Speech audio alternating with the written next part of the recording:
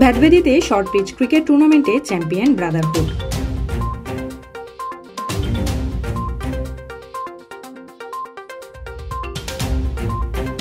রাঙামাটি শহরের ভ্যাদবেদিতে ক্লাব আরজিতে আয়োজিত short pitch cricket টুর্নামেন্টের চ্যাম্পিয়ন হয়েছে ব্রাদারহুড। 16টি দলের অংশগ্রহণে শুক্রবার সন্ধ্যায় টুর্নামেন্ট উদ্বোধন করার পর মধ্যরাতে ফাইনাল অনুষ্ঠিত হয়। ফাইনালে মুখোমুখি হয় ব্রাদারহুড ও পুলিশ হাসপাতাল টিম। খেলায় প্রথমে ব্যাট করে 86 রান সংগ্রহ করে ব্রাদারহুড। জবাবে ব্যাট করতে নেমে নির্ধারিত 6 ওভারে 52 রান সংগ্রহ করে পুলিশ হাসপাতাল।